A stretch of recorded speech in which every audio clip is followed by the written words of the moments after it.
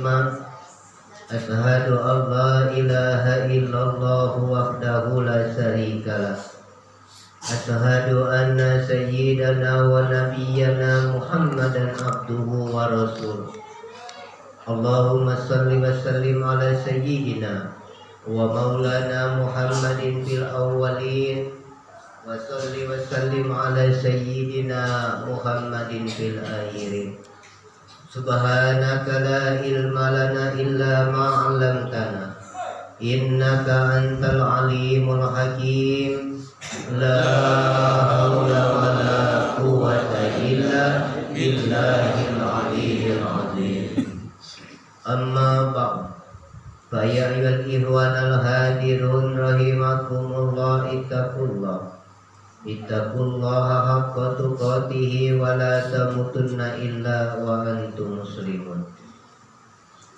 Marilah senantiasa kita bersyukur atas kehadirat Allah Subhanahu wa Ta'ala, yang mana dengan kehadirat Allah Ta'ala juga sehingga pada malam hari ini kita masih dianugerahkan Allah, di antaranya anugerah hidup, anugerah kesehatan, kesempatan, insyaallah tauhid, iman, Islam, ma'rifatullah. Ketahuilah apa-apa yang Allah anugerahkan pada tiap-tiap diri kita ini, pada mana tauhid hakikat ma'rifatnya, yaitu Allah Subhanahu wa Ta'ala, yang artinya memperkenalkan dirinya, atau dalam istilah Imam Al-Ghazali Hujatul Islam, Allah Subhanahu wa Ta'ala bertajalli pada tiap-tiap alam. Salawat teriring salam senantiasa tercurahkan kepada baginda Nabi besar kita Muhammad Rasulullah Sallallahu Alaihi Wasallam, kepada keluarganya, sahabatnya. Insyaallah kita mengikut setia beliau sampai akhir hayat. Ketahuilah jemaah sekalian yang kami hormati, ini Pak Erwin, dan juga malam hari ini kami sekilas melihat bajunya ini, yaitu KKN, ini mahasiswa dari UIN. Jurusan apa nak? Gabung. Ya, alhamdulillah berjumpa dengan kami dan jemaah, ya. Dan pun memang sekarang lagi KKN di wilayah Banyuasin dan dari Jensar. Kita ini belajar ilmu tauhid, atau dengan kata lain bisa disebut usuluddin, atau juga thariqah sekarang ini, atau juga disebut hakikat ma'rifat. Semuanya itu nama, semuanya nama. Apalah artinya sebuah nama kalau tidak kenal yang punya nama? Nah, ini banyak anak muda-muda ini, jangan dia ngantuk. Kalau anak muda cowok tahu dengan nama misalnya ada yang namanya misalnya Lisnawati, misalnya artis, tapi sang cowok tadi cuma tahu dengan nama Lisnawati, tak tahu wajah orangnya. Bisakah mahabbah kepada Lisnawati atau sebaliknya? Maka apalah artinya sebuah nama kalau tidak mengenal hakikat yang punya nama? Oleh karena itu yang kita sebut selama ini asma Allah atau asmaul husna, sebagaimana yang diketahui umum, hanya 99 nama Allah yang agung, yang mulia. Itu semua nama Allah. Semua kita mungkin yakin dan mungkin pun banyak yang hafal dan dilakukan, disairkan. Tapi sayang cuma hafal nama, tidak mengenal yang punya nama. Dan kalau ditanya tiap-tiap kita umat Nabi Muhammad Rasulullah, Nabi yang mulia, yang agung, tidak ada Nabi dan Rasul setelah beliau. Beliau penutup Nabi, awal segala Rasul dan penutup segala kerasulan dan kenabian. Pasti percaya adanya Allah, zat yang meliputi alam ini, zat yang maha menjadikan alam ini beserta isinya, baik yang nyata dalam pandangan zahir ataupun tidak nyata dalam pandangan zahir, semua kita yakin. Dikarenakan adanya terhamparnya bumi beserta isinya dan langit terdiri atau tertegak. maka yakin kita Allah itu ada namanya kalau disebut Allah. Kalau ada nama sudah barang tentu pasti ada dirinya yang punya nama Allah. Maka sempurnanya agama itu mengambil suatu dalil yang dikatakan awaludin ma'rifatullah, awal agama mengenal Allah. Syukur-syukur mahasiswa ini ada yang usuludin. Awal agama itu mengenal Allah. Artinya bermula orang yang berakal, bermula orang yang beragama itu mengenal Allah, zat yang namanya Allah. Arti zat itu laisa kamitslihi syai'un wa huwas samiul basir, yang tiada serupa dan tiada seumpama, tapi Allah lah zat yang maha melihat, lagi maha mendengar, bahkan maha segala-galanya. Nah, tinggal kita bertanya, Bapak-bapak, anak-anak mahasiswa, siswi, kalau nama Allah semua kita sudah tahu. Anak-anak TK pun kadang-kadang diajarkan banyak PAUD, sekarang tahu apa Allah. Tapi mereka masih anak-anak, tidak diwajibkan ain untuk mengenal yang punya nama. Barang siapa umat Muhammad yang sudah balik, maka hukumnya fardhu ain untuk mengenal yang punya nama. Maka tadi dalilnya awaludin ma'rifatul. Kenapa? Jangan sampai cinta kepada nama tidak tahu kepada yang punya nama. Akibatnya kenapa? Menjadi syirik, menyekutukan Allah yang punya nama.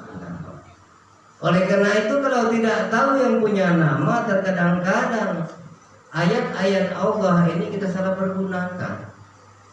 Kita pergunakan urusan-urusan duniawi yang selain tujuannya daripada Allah. Dalam istilah bahasanya mengambil manfaat dan faedah di balik ayat.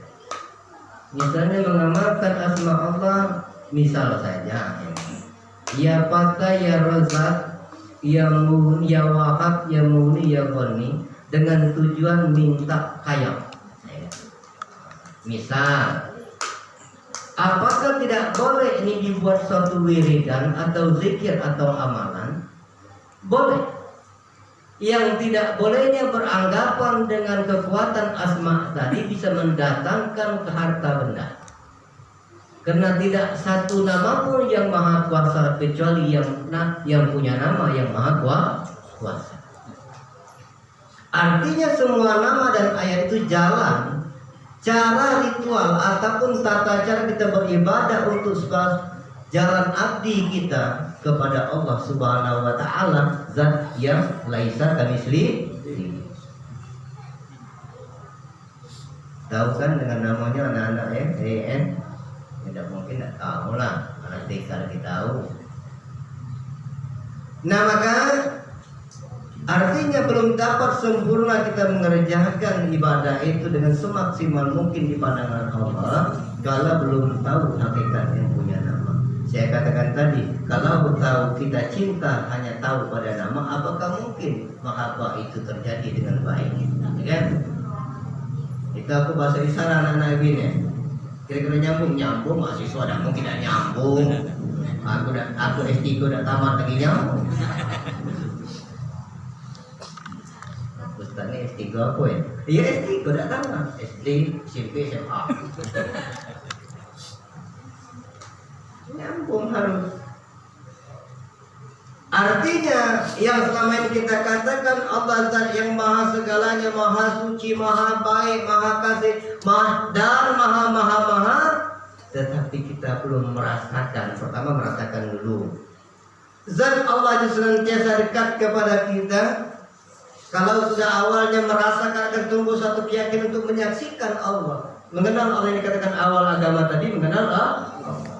Bagaimana untuk melangkah kepada mengenal zat Allah kalau merasakan dekat pun belum bisa. Baru meyakini saja Allah itu itu pertanyaan. Sedangkan Allah Subhanahu wa taala senantiasa bahkan sedang menjelaskan yang ini maksud.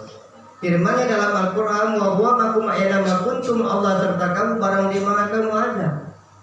Dimanapun kita berada, bagaimanapun kan kita, Allah zat itu, zat Allah itu senantiasa ada dan nyata, ada dan nyata. Nah, kalau sudah merasakan, pertama merasakan dulu Allah itu senantiasa yang ada, merasakan kita malu kepada Allah, dan yang mudah-mudah dulu inilah awal akan memperbaiki akhlak lahir batin. Sudah merasakan akhlak mulai berubah itu bertahap menjadi baik, maka mulai untuk berpikir lagi untuk mengenal zatnya Allah itu yang disebut Allah. Itu proses. Tapi tiap-tiap kehidupan, tiap-tiap agama itu harus butuh proses, ya kan? Mau tidak mau, kita pun dalam kehidupan dunia butuh proses. Anak-anak UIN ini sekolah butuh proses, tak jadi sarjana. Tidak bisa langsung jadi sarjana tanpa kuliah. Bisa mungkin pakai meni-meni. Sekarang kalau naik S3 cuma CV saja cukup 60 juta. Tahu tak? Tahu lah.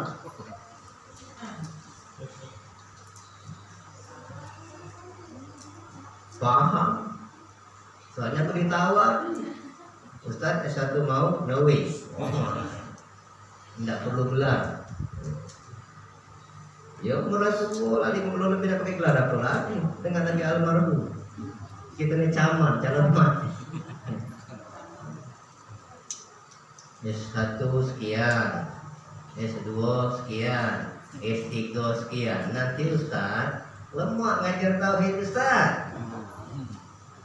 Lada SS-nya. Biarlah es krim tak apa, yang penting masih meleleh terus ya. Jangan sampai beku. Nah jadi pikirkan itu saya dengan sila yang mukadimah yang tidak saja ya maklum yang tua yang lama-lama. Tapi aku yakin anak-anak sudah bisa menangkap. Artinya bukan tidak sah ibadah amalia abdi kita dalam ajaran Rasulullah Nabi Muhammad tentang ibadah wajib dan sunnah, walaupun belum mengenal Allah tetap hukumnya sah, tetapi tidak abdul di sisi Allah Subhanahu wa Ta'ala. Kenapa sahnya? Karena rukun-rukunnya telah kita kerjakan, namun mencapai ridho dan ikhlasnya belum, karena belum mengenal yang kita sembah. Maka oleh karena itu jalannya itu untuk mengenal Allah, mau tidak mau kita mengintrospeksi diri kita. Pertama meninggalkan atau menghilangkan atau melepaskan dari segala pengakuan diri. Karena pengakuan itu mengakibatkan sombong, mengakibatkan syirik, menyekutukan Allah. Akibatnya berbagai macam penyakit qalbi atau hati. Itulah yang membuat kita jauh daripada Allah, tidak mengenal Allah, bukan Allah menjauh dari kita. Selagi masih ada kesombongan, kesyirikan, ataupun istilah lain itu waham pada diri ini, itulah yang menodai keimanan, keislaman dan makrifat yang ada pada tiap-tiap hati kita. Pada hakikatnya semua itu telah Allah berikan pada tiap-tiap diri, dan kala kita dihidupkan Allah dalam rahim ibu kita tercinta. Namun ternodanya, terdilingnya karena hawa nafsu kita sendiri, sehingga kita tidak lagi mengenal merasakan Allah itu sangat dekat. Untuk mengembalikan hal itu kembali mengenal Allah, maka sebagian ulama Asy'ariyah dalam istilah paham ilmu tasawuf tauhid ma'rifat, wajib kita mengenal sifat wajib bagi Allah yang 20, jalan yang paling simpel adalah sifat yang 7 atau sifat ma'ani yang ada pada tiap-tiap diri kita. Ini dulu anak-anak bisa dipikirkan. 40 hari kan di bentana ini kan. Memang ilmu tasawuf nih, nah itu dah kata di pondok pesantren. Usulnya yang ada, usuludinnya yang ada, memperdalamnya di majelis. Ada usul fiknya ada kan, kitab tauhidnya ada, tapi usulnya usul tauhid untuk memperdalamnya maka di luar pondok. Untuk ma'rifatnya itu. Nah maka kalau kita mentelaah 7 sifat wajib bagi Allah yang ada pada tiap-tiap kita, di situ akan tumbuh satu kesadaran dulu, merasakan diri kita memang tidak memiliki apa-apa. Karena kalau kita hayati kudrat iradat hayat ilmu sama basar dan kalam, arti kudrat itu kuasa iradat kehendak, yang maksudnya tidak bisa kita berkuasa, tidak bisa kita berkehendak tanpa dengan qadirun muridun Allah. Barang siapa merasa mampu berkuasa, bisa berkehendak, berarti dia merampas qadirun muridun zat Allah. Akibatnya sombong. Tidak ada manusia bisa menciptakan niat, ya kan? Karena kudrat itu terbitnya pada hati hendaknya dan nyata pada dalam jasad. Hayat hidup artinya hidup Allah.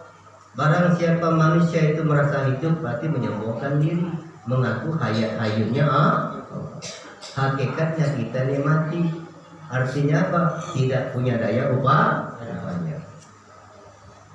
La haula wala quwwata illa billah. Yang keempat ilmu, saya singkat saja ini. Artinya tahu itu maknanya tahu Allah.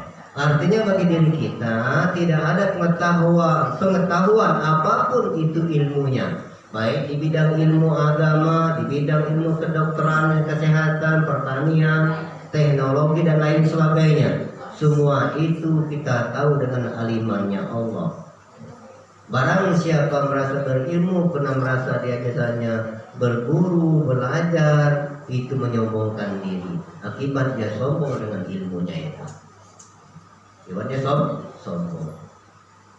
Padahal tanpa dengan hidayah atau aliman petunjuknya Allah, tidak ada satu makhluk pun yang dapat berilmu. Sudah ilmu sama pendengaran Allah, artinya tidak mampu kita mendengar tanpa dengan sami'annya Allah. Barang siapa dengan pendengaran Allah maka akan adem diri ini, akan tenang jiwa ini. Kenapa? Tidak mudah tersinggung, tidak mudah kecil hati, kalau dipuji tidak bangga, dicaci tidak sedih, karena dengan pendengaran Allah. Tapi kalau dengan pendengaran kita, kalau dipuji sombong, bangga, senang, kalau dicaci itu kecewa. Yang seterusnya itu basar, pandangan Allah. Artinya tidak mampu kita memandang atau melihat atau menyaksikan tanpa dengan zat basirun Allah. Kalau ini dengan basirunnya Allah, dengan pandangannya Allah, kita memandang yang baik tidak terheran-heran, tetap kita mengucapkan alhamdulillah. Tatkala terpandang pada perbuatan makhluk yang buruk, kita tidak mencaci dan tidak memaki, kena tetap memandang kepada wajah Allah yang Maha menjadikan kudrat dan qadar dan qadar. Tapi kalau tidak terpandang wajah Allah, yang buruk-buruk pasti jadi upatan dan cacian. Sedangkan hukum mencaci itu dilarang oleh agama kita. Tadi basor ya. Kalam perkataan Allah, tidak mampu lisan kita berkata-kata dengan seni tanpa dengan zat mutakalliman Allah. Kalau kita hayati itulah pelepasan pengakuan diri sebetulnya. Kudrat kuasa Allah, iradat kehendak Allah, hayat hidupnya Allah, ilmu tahunya Allah. Kemudian sama pendengaran Allah, basar pandangan Allah, kalam perkataan Allah, satu pun tidak ada milik kita. Tetapi ada pada sifat kita. Ialah menunjukkan Allah itu Maha Dekat. Tidak ada satu makhluk pun yang dapat menciptakan ketujuh sifat itu kecuali Allah. Ini jalan untuk pelepasan pengakuan diri, sehingga kita betul-betul merasa yang dikatakan, diingatkan oleh Allah dalam Al-Quran, ya ayyuhan nas antum fuqara ilallah, wahai manusia kamu itu fakir di hadapan Allah, tidak memiliki apa-apa. Ini tidak kita sadari apapun bentuk pengetahuan. Nilai tauhid ini sebetulnya untuk membenahi diri. Baik, itu sebagai jalan pengantar mukadimah saja. Kita kembali ke kitab. Ini kita buka Usuluddin malam ini, tapi ya tetap hakikat ma'rifat.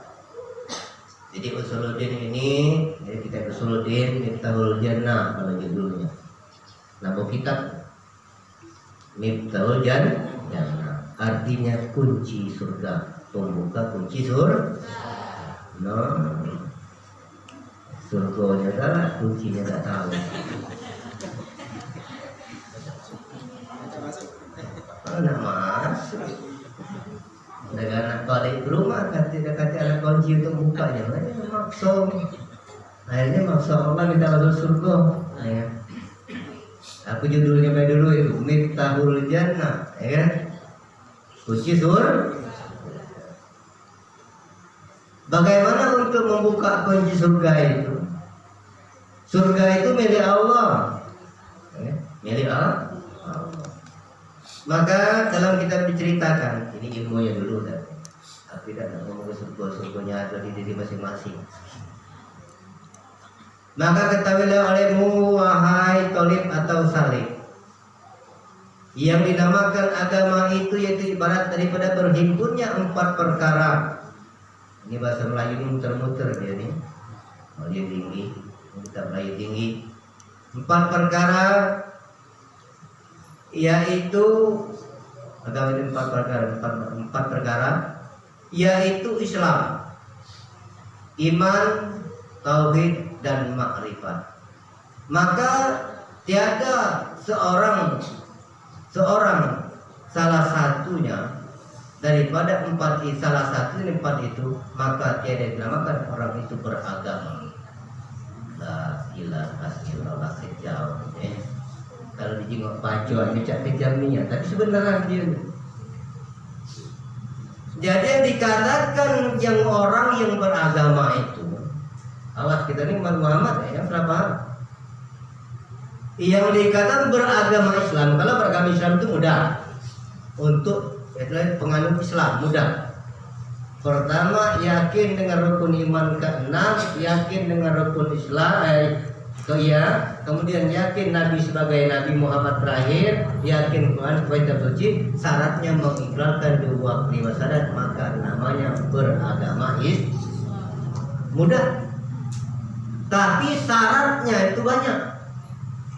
Rukun Islam jadi ada 4 perkara. Yang saya sebutkan dengan iman, tauhid, makrifat, baru Islam. Jadi Islam itu, yang dikatakan Islam itu berhimpun 4. Mempercaya dengan rukun Islam, kemudian mentauhidkan Allah, tidak menyekutukan Allah, kemudian makrifatullah, mengenal Allah. Jadi kita tidak mudah beragama Islam ini. Islam tidak mudah, tidak mudah. Nah, salah satu di antaranya itu tidak ada, maka tidak dapat dikatakan sempurna dalam beragama. Salah satunya saja tidak ada, maka fondasinya Islam itu bukan cuma 2 rukun ya? Kalau dalam kami membaginya begini, dia boleh dipahami. Islam itu, agama Islam itu kalau rukun Islam itu ada 4, ada 5. Rukun iman ada 6. Nah, rukun nyatanya beragama itu 4 sebetulnya. Maka Islam, tauhid, makrifat, iman. Nah, kalau salah satunya tinggal, tidak sempurna. Jadi tauhid ini, anak-anak, bapak ibu, ini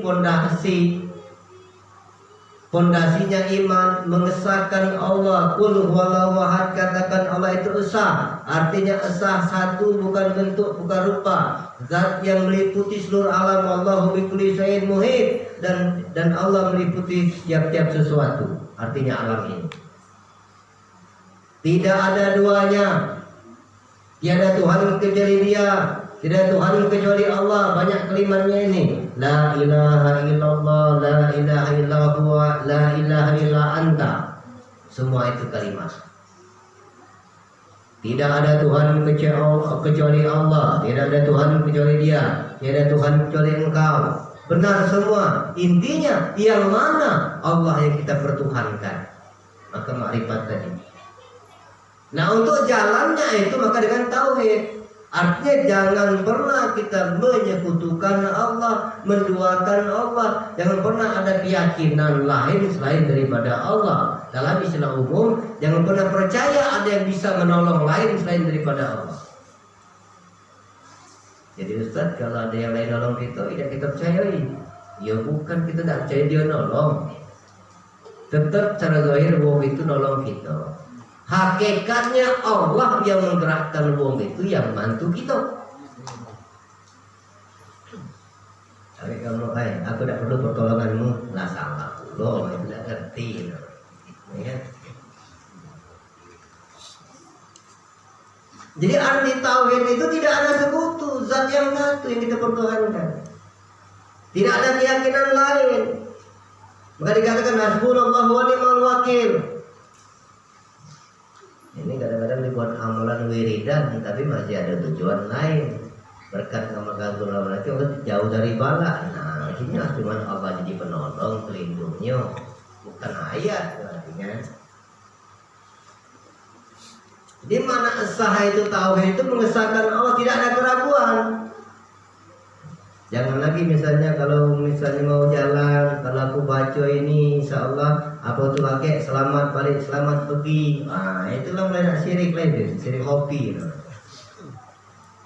Atau berziarah, berkata berziarah ke makam wali, maka dapat barokah. Nah itu.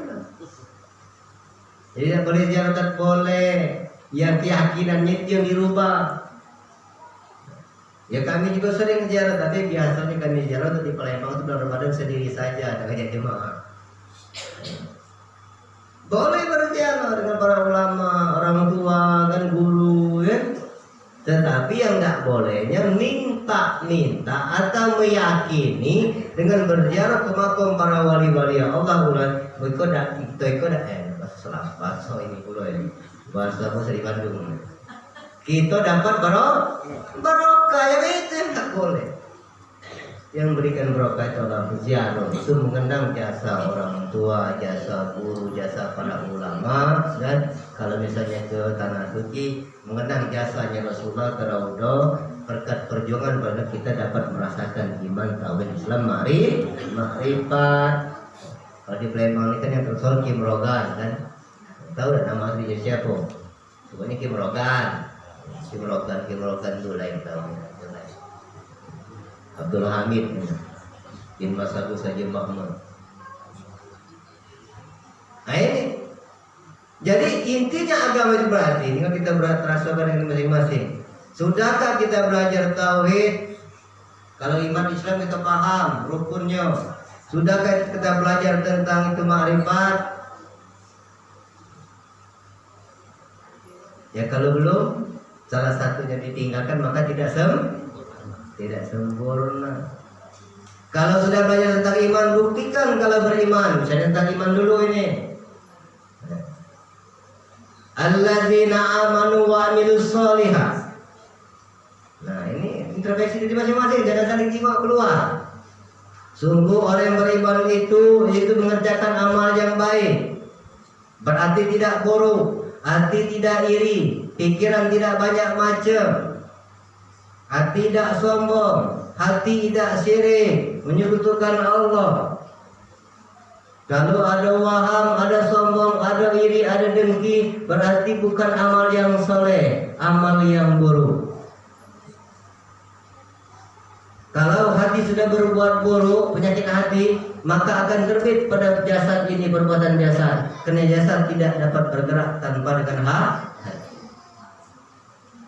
Maka kuncinya di hati. Ini masalah iman saja belum tauhidnya. Kita mengaku aman bila beriman pada Allah. Orang yang beriman kata Allah, amanu wa amilus sholihat, berarti baik zahir batinnya. Semayang sungkan, puasa malas, zakat malas, haji duit tak galak, tadi tolong menolong malas. Apa benar imannya? Mudah. Quran itu jelas, kaget nafsir jauh-jauh. Dosa jauh-jauh minum nafsir itu. Nah kalau kita masih berbuat banyaklah keburukan daripada baik, sementara yang dikatakan bentuk amalun sholihat, berbuat yang baik. Saya cara syariat secara umum betul. Maka aku teringat kalau zaman dulu aku kecil-kecil, aku istilah hewan saja. Kalau dulu bahasa Indonesia belum disempurnakan, ada namanya bajingan. Aku masih SD dulu, kalau di buku itu namanya bahasa Indonesia itu bajingan. Bahasa kami Sekayu atau mungkin Palembang Samo, tupai. Ya, tupai. Kalau masa-masa aku tahun 78, 79 aku masih di Lumpatan. Ya, 80 ada di Palembang, SD. Itu kelapoh itu musuh beratnya si tupai bajingan tadi. Musuh berat dunia. Karena 2 tahun pada kala itu yang namanya rambutan, duku kan setahun sekali. Duren kan, mangga, ada namanya kalau kami asam kuang gitu kan, rambi, ya macam-macam lah pokoknya. Kalau bahasa sekarang kelengkeng, kalau bahasa kami lupa aku itu, lalu lupa kalau bahasa kayu gitu. Pedare bajingan nih, ya, itu setahun sekali. Jadi mungkin si tupai tadi bajingan tadi kan sulit cari makan. Maka kelapo itu walaupun batoknya keras jebol berlubang. Jadi kalau tidak diburui kapan jingok nak kaki lagi isinya si kelapo tupai. Nah kalau tidak dengan amal solihah, ya kalau tupai kaki itu, maka akibatnya kita itu seperti bajingan.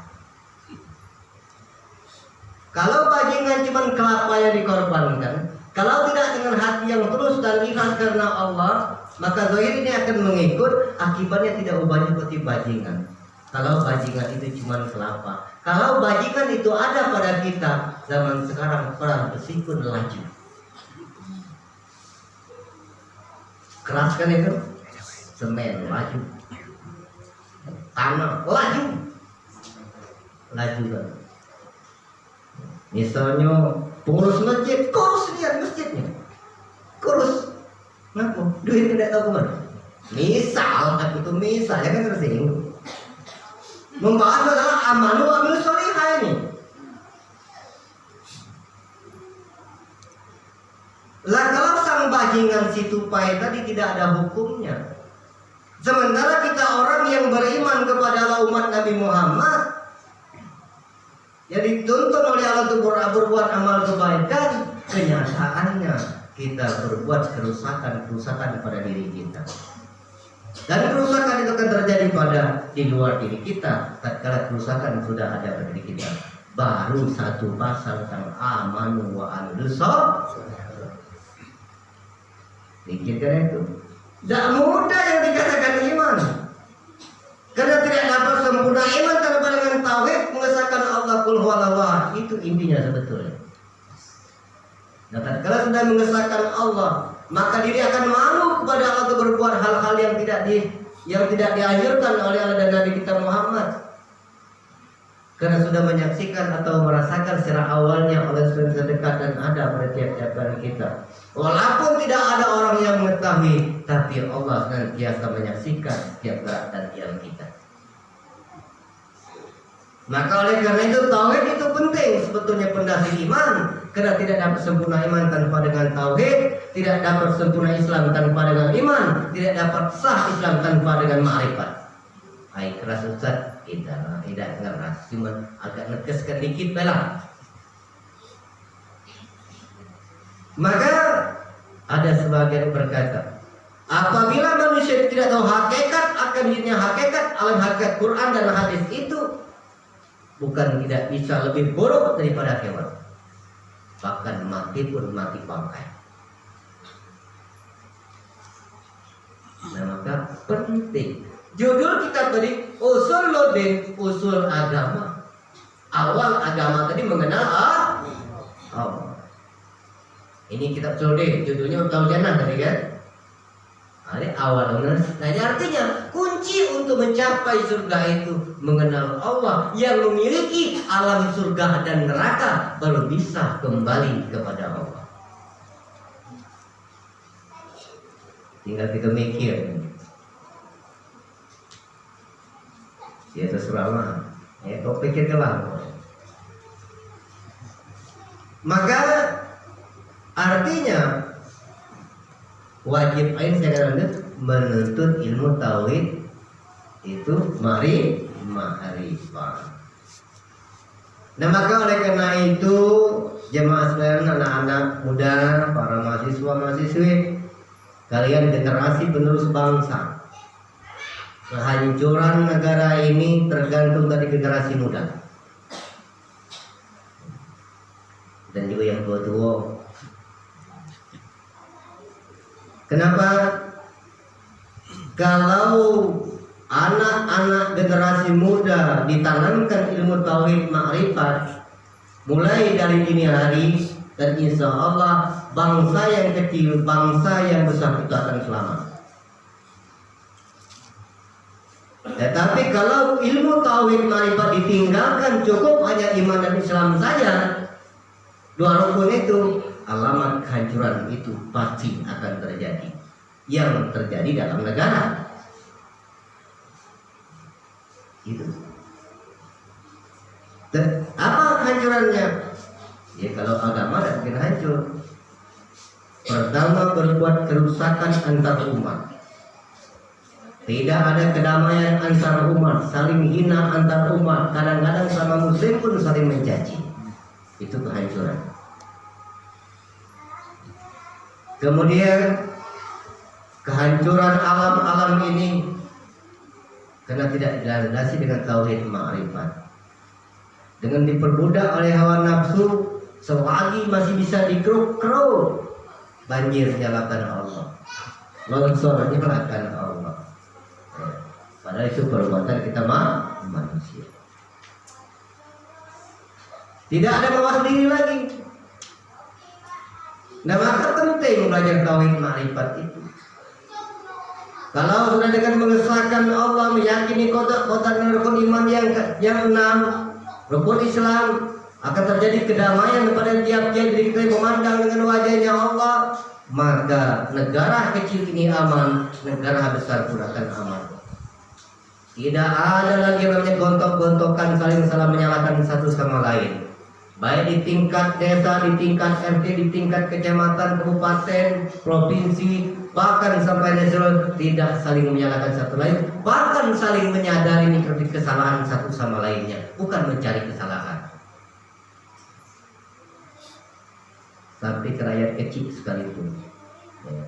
Sekarang kadang-kadang kita ini rakyat nyalakan pemerintah, kemudian ada juga yang nyalakan ulama, kan? Bersalah-salahan terus. Jarang kita introspeksi salah itu. Terjadi korupsi, nyalakan pemerintah, ya kan? Sebenarnya kita lah salah dulu. Ngapo? Kapan gua nggak nyalon kita sampai duitnya? Nah, makan suap duluan. Kan lemak saya cari salah kan? Ngapo pemimpin korupsi? Karena rakyatnya ya kecil-kecil, kapan caleg serangan pajak. Iya kan? Wajar korupsi, jangan salahkan mereka, kita yang ngajar korupsi. Ya kan, sama-sama dah. Jadi kalau sama-sama introspeksi diri, tidak ada kesalahan. Oh iya, salah punya rakyat. Dulu aku pemimpinnya 100.000. Ya kalau 100 kali ke 1 berapa boh? Banyak duitnya. Ya dibalikkan dulu modalnya. Ya, istilah kan. Nah, kalau dengan kita tidak saling menyalahkan satu sama lain, bahkan saling menyadari tentang kealfaan dirinya masing-masing. Rakyat menyalahkan dirinya, yang bukan rakyat pun begitu, ustadz pun begitu, yang bukan ustadz pun begitu. Karena sadari tidak ada manusia tanpa salah, tapi ampunan Allah lebih luas daripada kesalahan itu. Ini pikirkan. Jadi tahun ini cari-cari hati-hati, jangan kalah seragam pajak. Ya. Bertahap, kecil-kecilan dulu. Nah, yang penting itu tak kena imbasnya, walaupun dia salah urusan dia kan. Tapi biasa jadi tunggu lihat seragam pajak ini. Rugi. Ngapa rugi? Nunggu seragam pajak kan, duit 100.000. Apa rokok berapa bungkus? Dosanya sepanjang. Mana nyadap lah urusan. Aku bukan maksud politik, bukan ini, nggak salah paham. Jadi artinya kalau maksudnya jangan pernah saling menyalahkan satu sama lain. Kita rakyat juga punya salah. Tidak ada manusia tidak punya salah. Yang bukan ulama juga punya salah. Yang ulama juga mungkin punya salah. Kiai juga mungkin punya salah. Yang tahu salah itu dari masing-masing berseragam bertobat kepada Allah tentang apa yang dia lakukan. Artinya kalau sadar begitu, kita tidak boleh mengintrospeksi diri orang lain. Ini yang bermaksud. Kita sibuk mengurusi rumah tangga orang lain, tidak orang lain, sementara diri kita tidak pernah kita perhatikan tentang apa-apa yang salah pada diri kita, terutama salah kita kepada Allah daripada malu-malu. Simple, tauhid mengurusi kami sehari-hari zahir batin. Maka orang yang merasa baik itu sebetulnya di sisi Allah itulah orang yang paling buruk. Orang yang merasa berakhlak, sungguh orang itu di hadapan Allah tidak berakhlak. Dan lain sebagainya. Maka oleh karena itu tentang iman saja kalau mau kita kaji, kita istilah kalau main tinju sudah TKO dan KO sekarang. Kenapa? Yang dikatakan iman itu aman wa amilus sholihah, senantiasa berbaik terus menerus, tidak mengerjakan perbuatan-perbuatan keji, baik keji dalam pandangan batin atau dalam perbuatan zahir. KO dah gitu. Kurang bahasa ayat. Satu ayat saya sudah TKO lah, TKO lagi. Karena kita merasa baik, berarti belum baik perbuatan. Merasa alim berarti belum alim. Ya. Ini yang terpikirkan. Nah, namanya tauhid ini mengkaji diri.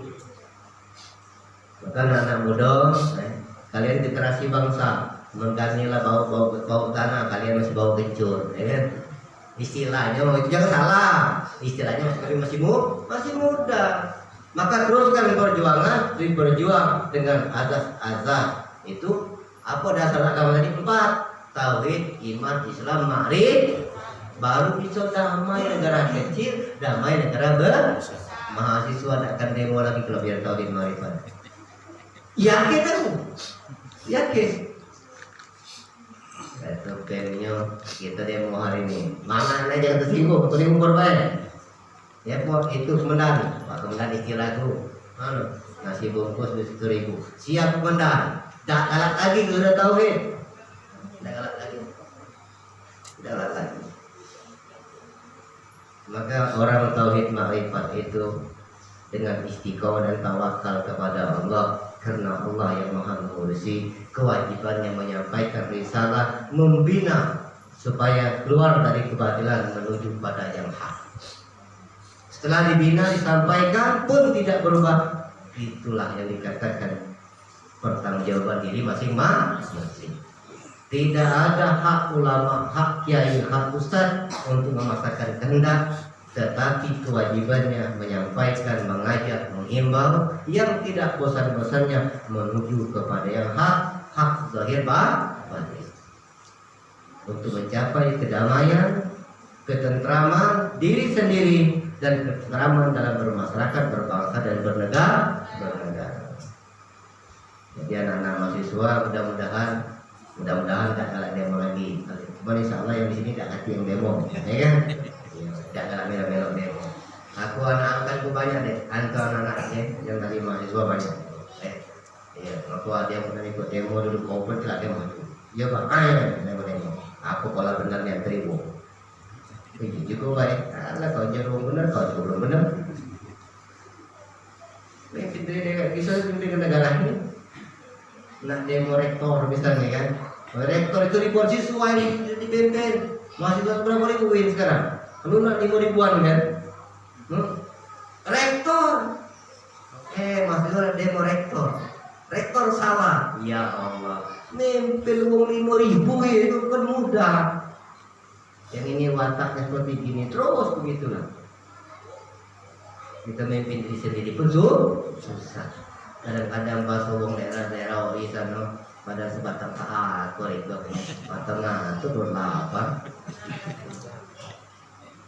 Dah ganti usin yang sana orang diri tak ada tak naruh. Pada sebatang taat, kau batang itu berlapar. Cuma yo daerah kami sana seberang sana. Ya terang kami lah kamu baik ya. Payah kalau merantau nak balik ke dusunnya tulang. Apa? Kapan mati dah bawa dusun, mati bawa dusun jenazahnya. Tidak kalah dikubur peradaban. Iya. Malaikat ada lemah lembut, tauhid kalau malaikat. Kalau yang di sky itu rasaku, maksudnya di Medan sangat. Ya apa kalau kapan mati kamu nak bawa ke dusun? Kamu malaikat disukai, tak ada sangat. Tuh aku lemah lembut katanya. Siapa Tuhan itu? Istilahnya aku tak baca niat lalu kok bahasa lama. Marbuka. Lalu bang ke Medan, siapa Tuhan kau? Jadi kami tidak takut pun kenangan lembut Tuhan. Aku tidak coba cerita itu nyindir aku. Cuman kebetulan Wong Sano istilahnya kan. Ya kami membutuhkan dia lembut. Kapan keras namanya mak?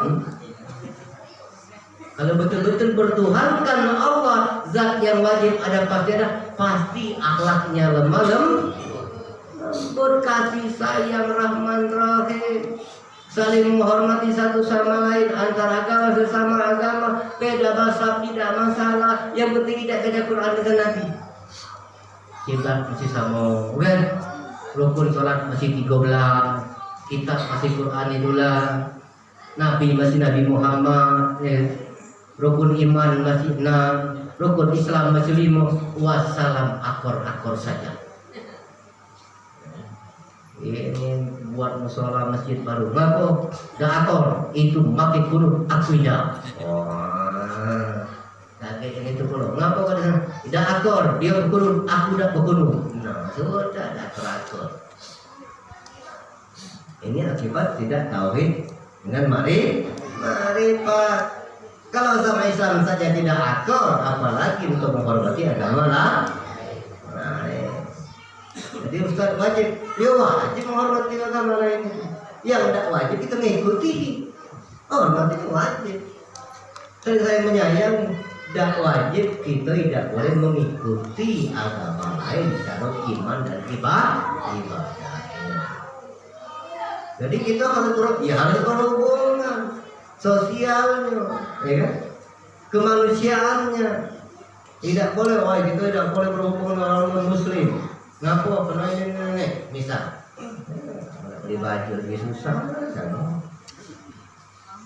Kalau tidak pisau tidak boleh berhubungan dengan non-muslim. Sekarang rata-rata pakai anak-anak kuliah pakai sepeda motor ya. Nah itu yang punya perusahaan tidak baca beli sepeda motor. Aku tidak usah beli sepeda motor naik bis, ya sama saja. Jadi istilahnya tentang ekonomi, tentang sosial, yuk sama-sama tentang akidah, tentang cara ibadah, kembali ke agama masing-masing. Jangan ngeras-ngeras. Ini kalau indahnya kalau bertauhid, maka tauhid itu penting. Maka Rasulullah itu dia paham hakikat agama itu tauhid, iman, Islam, marifat. Sehingga akhlaknya itu baik. Nah kita ini bukan Nabi Muhammad pertanyaannya. Ini baru amal misalnya ini sudah malam tadi. Ya, anak-anak mahasiswa kayaknya lampunya mulai 5 watt ini. Ada yang segar, ada yang segar. Maka berjuanglah, baik bapak-bapak, jemaah sekalian, anak-anak, mahasiswa-mahasiswi. Berjuang. Keselamatan diri, keselamatan itu tergantung bagi diri masing-masing. Pedoman kita Al-Quran, hadis dan para ulama warasatul amli.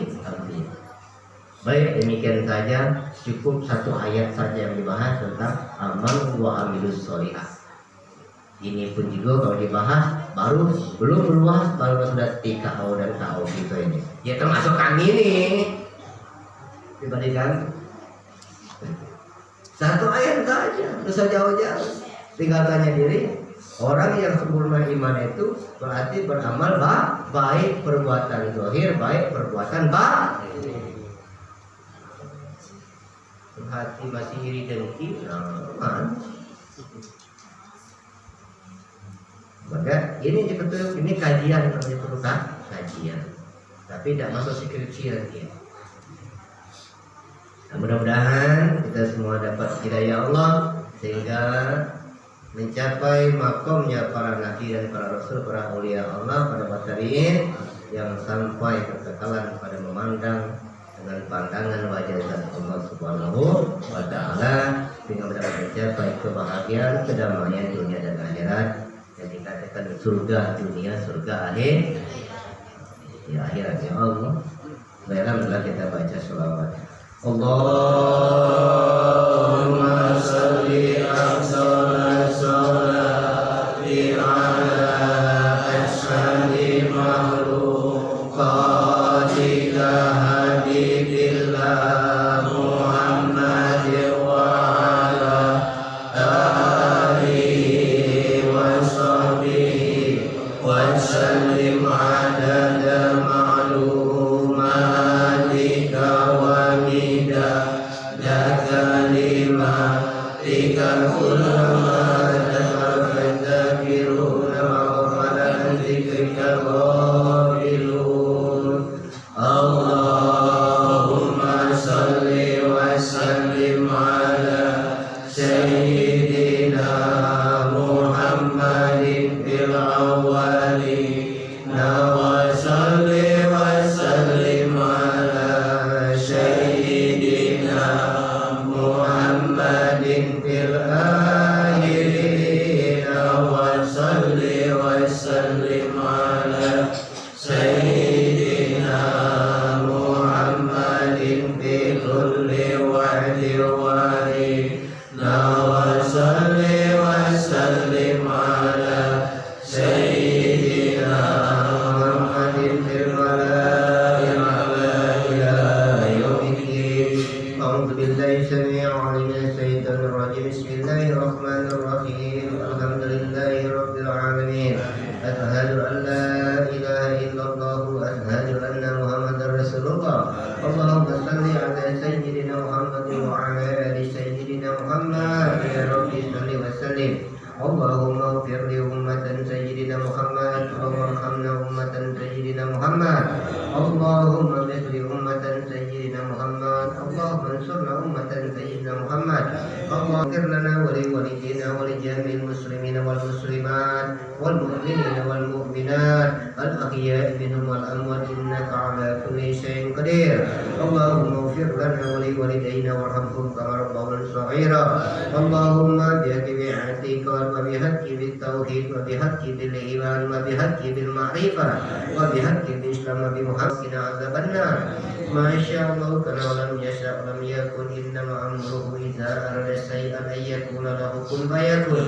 Wa sallallahu ala sayyidina Muhammadin nabil ummi wa ala alihi wa sahbihi wa sallam. Subhanaka rabbika rabbil izzati amma yasifun. Wassalamu ala mursalin walhamdulillahi rabbil alamin. Ya